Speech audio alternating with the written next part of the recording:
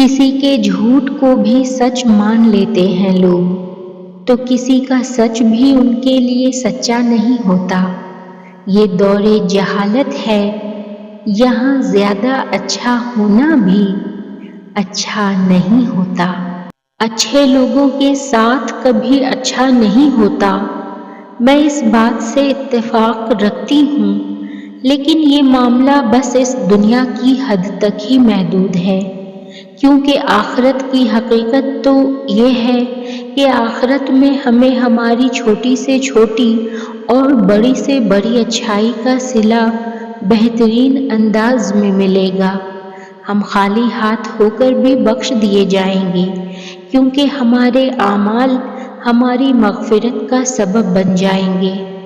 تو اگر دنیا میں ہماری اچھائی کا صلہ ہمیں نہ بھی ملے تو کوئی مسئلہ نہیں، ہم تو آخرت میں کامیاب ہونا چاہتے ہیں، اور بے شک آخرت کی کامیابی ہی اصل کامیابی ہے۔ کچھ لوگ اس بات سے مایوس ہو جاتے ہیں کہ دنیا میں انہیں ان کی اچھائی کا صلہ نہیں دیا، لوگوں نے ان کی اچھائی کا فائدہ اٹھایا اور ان کا دل دکھایا۔ تو پیارے لوگوں، آپ مایوس کیوں ہوتے ہیں؟ اللہ تو سب جانتا ہے، آپ بس اچھائی کرتے رہیں۔ کوئی آپ کی اچھائی سے متاثر ہوتا ہے یا نہیں ہوتا، یہ آپ کا مسئلہ نہیں ہے۔ اپنے اللہ کو راضی کرنا ہے، دنیا کو نہیں۔ اور پھر جو دوسروں کی اچھائی کا فائدہ اٹھاتے ہیں، انہیں ستاتے ہیں، وہ خود آخرت میں پکڑے جاتے ہیں۔